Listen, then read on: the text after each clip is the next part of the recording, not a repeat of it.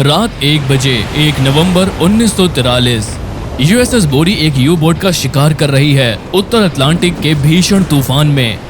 संपर्क 8000 गज दूर 170 पर। एक संपर्क दिखता है जहाज के रेडार पर। कमांड में है 30 वर्षीय लेफ्टिनेंट चार्ल्स हैरिस हचिंस। वो तुरंत आदेश देते हैं तेज गति से पीछा करने का। 170 पर पूरी गति। और यूएसएस बोरी 15 फीट ऊंची लहरों को चीरती है।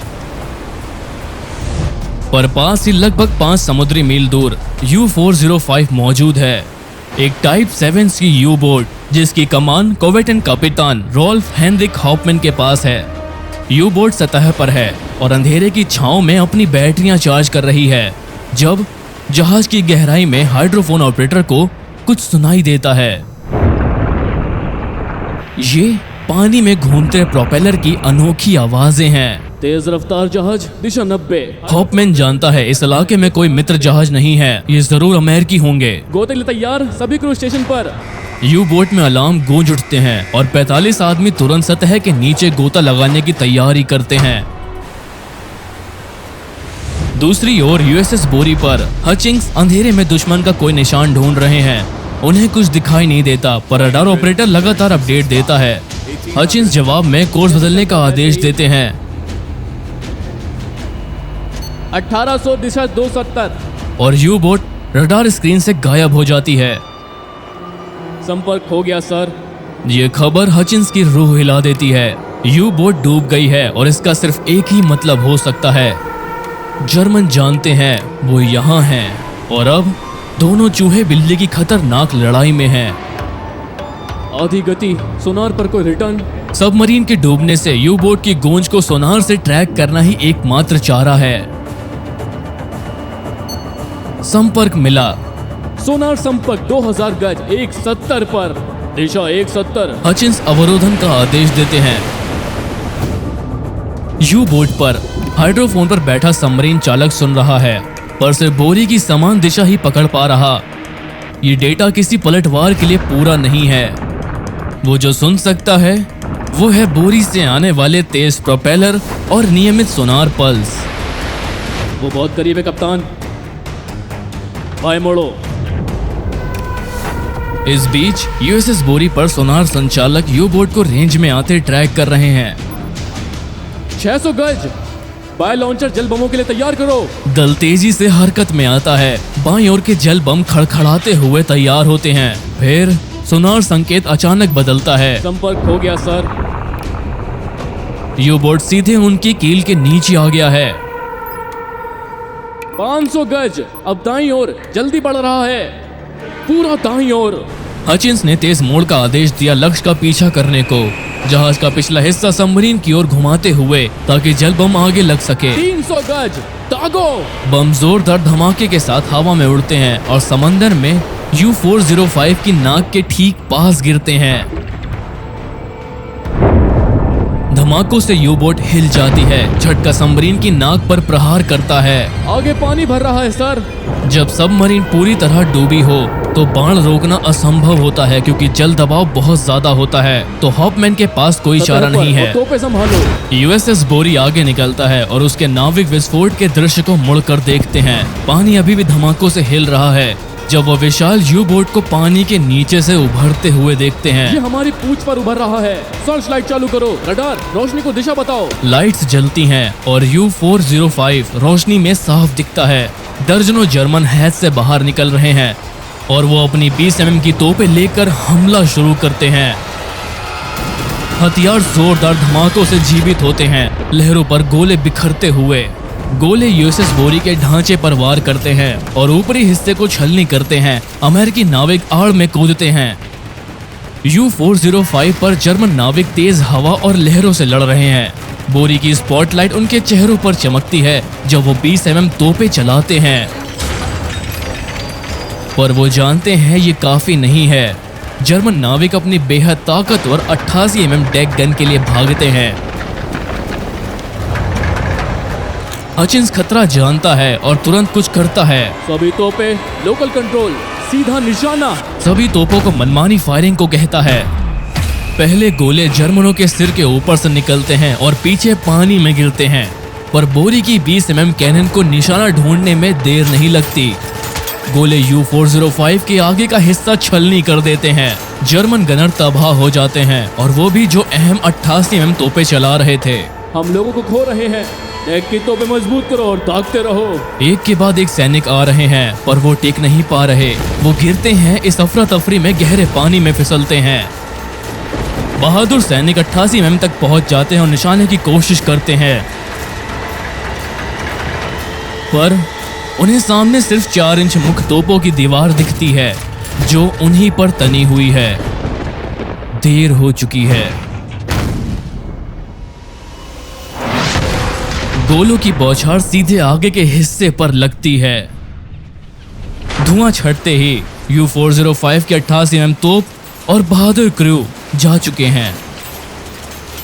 बोरी दुश्मन पर लगातार बमबारी करते हुए चौड़ा मोड़ ले रही है, पर यह काफी नहीं है। हचिंस जानता है कि ऊपर वार से वो डूबेगा नहीं, उसे खतरनाक वार करना होगा। टक्कर मार दो। जी सर। सुकानी जहाज को लक्ष्य की ओर मोड़ता है और हचिंस दल को चेतावनी देता है। टक्कर के लिए तैयार। टक्कर के लिए तैयार। सभी लोग कसकर पकड़ते हैं जब जहाज 27 नॉट की रफ्तार से बढ़ता है। यूएसएस बोरी टकराता है U405 के किनारे से और वो आगे मुड़ जाता है। बोरी के अंदर मुख्य इंजीनियर केनेथ माइल्स ल्यूकस दरारों से आती पानी की धाराएं देखता है। मरम्मत दल को बुलाओ। U405 के अंदर हॉपमैन लड़खड़ा कर खड़ा होता है, आदेश देता है, हमला। जर्मन नाविक हैच से बाहर निकलते हैं और दोनों डेक पर भीषण गोलाबारी शुरू करते हैं। बोरी के नाविकों के पास टॉमी गन, पिस्टल और राइफल है। बाकियों को जो मिल रहा उसी से लड़ते हैं। प्लेयर पिस्तौल, खोल के खोखे, चूके हुए गोले, यहाँ तक कि किचन के चाकू भी हथियार बन जाते हैं। जर्मन पूरी ताकत से जवाबी हमला करते हैं, पर अमेरिकियों को ढाल और ऊंचाई का फायदा है। यू बोट का डेक कोई सुरक्षा नहीं दे पाता और आखिरी रक्षक टिक नहीं पाते। U405 अभी भी तैर रही है और काम कर रही है, पर दल तबाह हो गया है और वो सारे हथियार खो चुके हैं सिवाय टॉर्पीडो के। पूरा पीछे, बाएं को मोड़ो। U405 पूरी शक्ति से बोरी की पकड़ से निकलने की कोशिश करता है।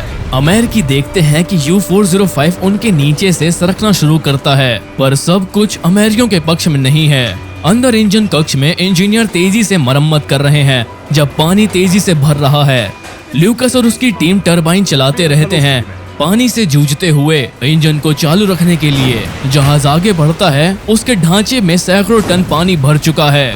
बोरी के तोपची हमला जारी रखते हैं, पर अंतिम वार नहीं कर पाते। तैयार करो। यूएसएस बोरी का एक तिरहा टॉर्पीडो माउंट सक्रिय हो जाता है और निशाना लक्ष्य की ओर साधता है। हमला। एक टॉर्पीडो समुद्र में निकलता है, दुश्मन की ओर रास्ता चीरता, पर चूक जाता है। हॉपमैन बुरी स्थिति में है। जहाज चल रहा है, पर 45 के दल में से केवल 15 ही बचे हैं। बिना चारे के हैमरिक आखिरी दाव खेलता है। हम मार नहीं सकते। यूएसएस बोरी पर लोग हैरानी से देखते हैं कि U405 हमले के लिए मुड़ रहा है, पर हचिंस के पास योजना है। सर्च लाइट बंद करो। वो रोशनी जो सटीक निशाने के लिए जरूरी थी बुझ जाती है। U405 में बैठे लोग रोशनी को जाते देखते हैं। हॉपमैन चौंक जाता है, ये उनके बचने का मौका है। टॉर्पीडो हमला रद्द करो, दाईं ओर मोड़ो। पर यूएसएस बोरी के रडार ने कभी सबमरीन नहीं खोई और हचिंस की योजना सफल हुई। सर्च लाइट चालू करो। रोशनी फिर जलती है, U405 को यूएसएस बोरी के ठीक सामने देखते हुए। दाईं ओर करो। हॉपमैन इसे आते देख बचाव की चालें देता है। U405 फुर्तीला मोड़ लेकर यूएसएस बोरी के दाएं से निकलने की कोशिश करता है, पर हचिंस इतनी आसानी से नहीं जाने देगा। जल बम फायर करो। पूरा जहाज कांपता है। इस चाल में आते ही पिछला हिस्सा दुश्मन की ओर घूमता है और जल बमों को निशाने पर लाता है। कैनिस्टर अपने माउंट से उड़ते हैं और दुश्मन जहाज के चारों ओर पूरी तरह गिरते हैं। विस्फोट U405 को पलट देता है। उसका ढांचा अब मरम्मत से परे टूट चुका है। पानी पर सन्नाटा छा जाता है जब तक जर्मन अपने डूबते यू बोट से फ्लेयर्स नहीं दागते। ये समर्पण का संकेत है। कुछ ही देर में 15 बचे लोग और उनके कप्तान बाहर आते हैं और रक्षा राफ्ट पर चढ़ते हैं। यूएसएस बोरी लहरों के बीच पीड़ित लोगों के पास पहुंचता है, देखने के लिए कि वो क्या मदद कर सकते हैं। पर एक चौकीदार दूर चमकती रोशनी की घोषणा करता है, जिसके बाद एक टॉर्पीडो आता है। फ्लेयर पीछे, पानी में टॉर्पीडो। वो मानते हैं कि ये एक और जर्मन सबमरीन है। हचिंस आदेश देता है कि बोरी का पिछला हिस्सा आते हुए टॉर्पीडो की तरफ मोड़ दो ताकि पतला निशाना दिखे, लेकिन इससे बोरी सीधा जर्मन रक्षा राफ्ट की तरफ बढ़ता है।